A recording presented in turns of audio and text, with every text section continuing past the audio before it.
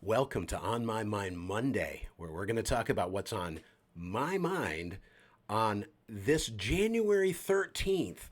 Can you believe we're almost 2 weeks into 2025 already? It just seemed like New Year's came and went, and here we are already. Well, thinking of what's on my mind today, a few things that we'll cover. We're going to talk about California wildfires. We're going to talk about the Pittsburgh Steelers and why they should not fire head coach Mike Tomlin. We're going to talk about hymns, Christian worship hymns, and we're going to talk about Tyson Fury, a former heavyweight champion of the world that announced that he is retiring today. So, do we take that seriously? Yes, no, that kind of thing. So, first of all, let's talk about California. Of course, if you're online at all, if you've watched the news, if you've seen any of this, you have seen that there have been a number of fires that have hit the Los Angeles area in just a major way. And this is really the worst fire to have ever hit Los Angeles. Some of this is aided by massive winds. There are huge sections of areas like Pacific Palisades that have been reduced to ash. It has been crazy. It has been almost biblical in proportion. And it's crazy because you're seeing the rich and the poor devastated alike in the sense that all that they've had has been burned down. Now, certainly those who are wealthy have the means to rebuild and that, but I saw one popular entertainer who posted, that they had lived in this house 25 years. This is where they raised their children, all their memories, their family, everything gone.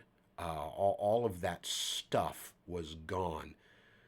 But thankfully, they still had the people. In the end, there has been some loss of life in this, and of course, that's always tragic.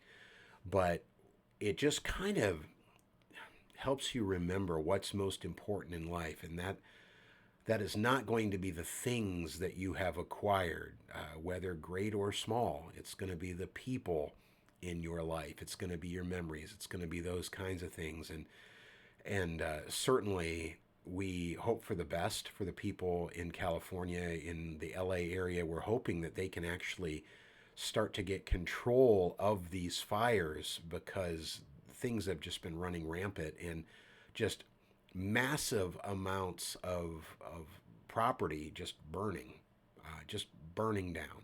And so it's been pretty crazy.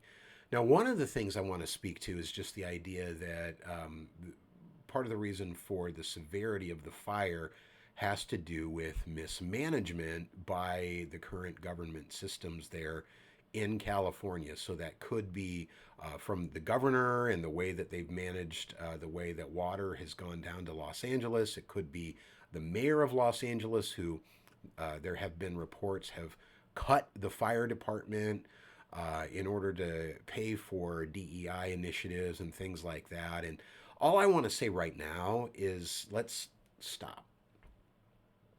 Let's not do recriminations yet. Let's get this fire under control. Let's do what we need to do without casting blame at the moment.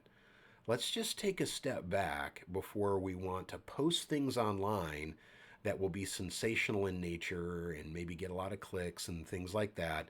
There are some people that's what they're in it for, but we should really all slow our roll a little bit before making decisions, because of course there are some that are saying, oh, the fire department was cut, and others saying, no, it wasn't.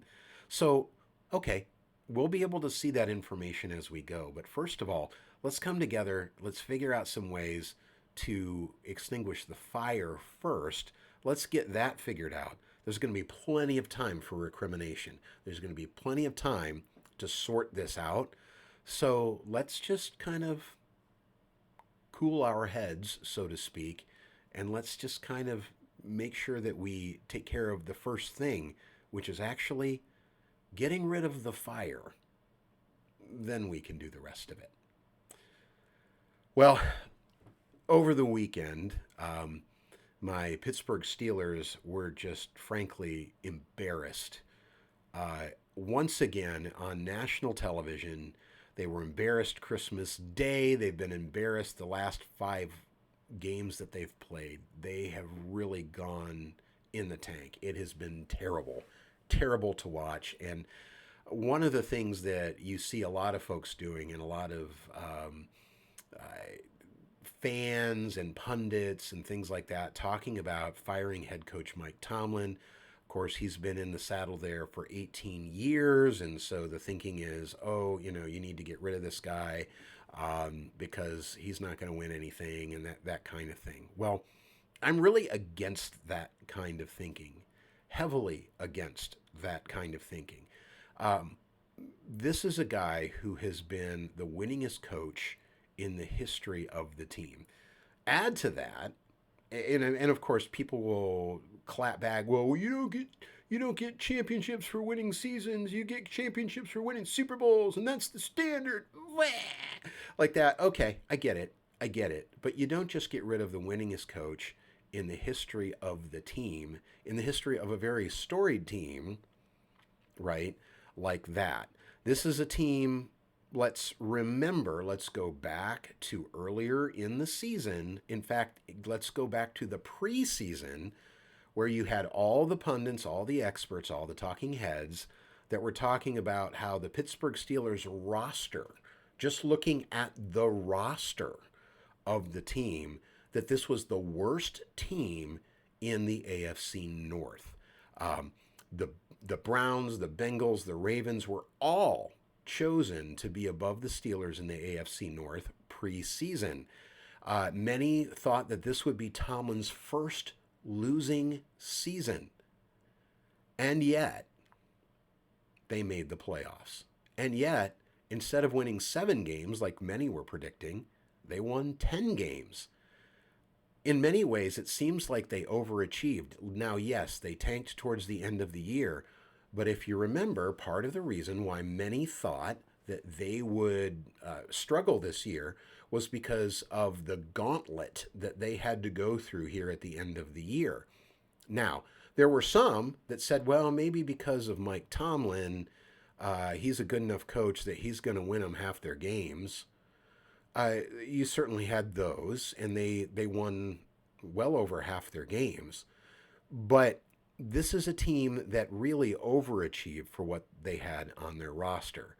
Now, there were some that were thinking, oh, he should have changed quarterbacks, or he should have fired one of the coordinators, or those kinds of things. Well, you're too far in the soup at this point to do that kind of stuff, and there wasn't a quarterback on the roster. Unfortunately, that was better than Russell Wilson.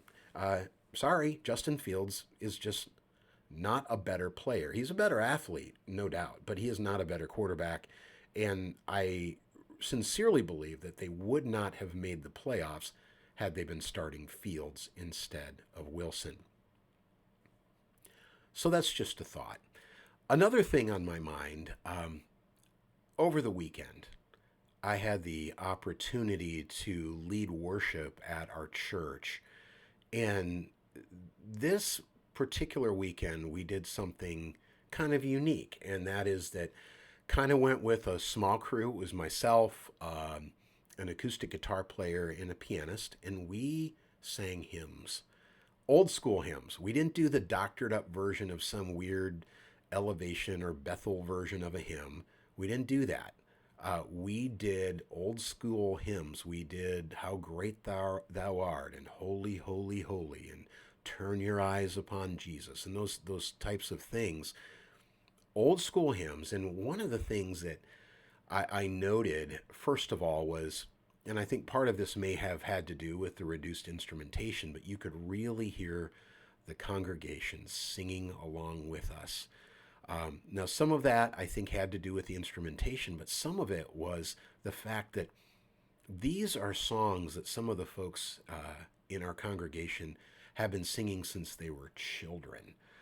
They were familiar with the songs. They didn't have to, figure out how did the song go, or how did the melody work, or any of that kind of thing. They knew these songs. But it wasn't just the older kind of legacy members or the seasoned saints in our crowd that were singing out. As I looked out, I could see the young folks singing out with all their heart. And it was just a joy to be a part of that. I'm not going to take any credit for for the participation there. I think that was the Lord, and I think that that was people having a connection to something that was more solid in their time, in their faith. These are songs that have been there since before any of them were born, and will be around long after they're gone. They are not dependent on the whims of a K-Love playlist or Radio U or whatever the Christian station is. None of that. These are songs that people could sing and really resonated with them. Now, I'm saying also, I love a lot of the current worship stuff. I have led worship a long time. I've done this kind of thing for quite a while. I love a lot of the new stuff. A lot of it is really good. And just because a song is older, there's a lot of really terrible songs that are older that from a musical perspective or really from a lyrical perspective are really terrible. So I'm not saying that because something is old or new makes it good or bad. That's not it at all. I'm not trying to say that. Some of the new stuff really resonates and really gets me, right. So I'm not saying that, but it was just nice to kind of move outside of those types of things just for one weekend, to do some things like that. And so I'm hopeful that maybe we'll be doing more of that in the future. Certainly, you don't want to you don't want to kill that vibe, but at the same time, I think that there's really a place for these songs, even in a modern congregation. So that was something that was just really cool to be a part of, and that was something that was on my mind as well. Well, another thing, and the last thing I'm going to just touch on here today, was it was announced this morning that former world heavyweight champion Tyson Fury has announced his retirement. I'm using my quote fingers because this might be like the third time that he has retired.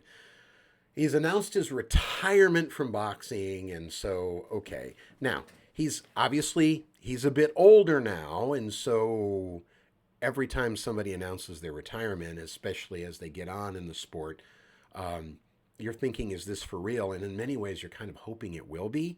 He's lost his last two. Quite frankly, he's not going to be the man in the heavyweight division again. And so for him, maybe that's just enough to say, hey, I've made plenty of money already and I can hang it up and be good, because, for some folks, it's about being the best. I somehow doubt that with him, but maybe that is the case. Maybe that is certainly the case.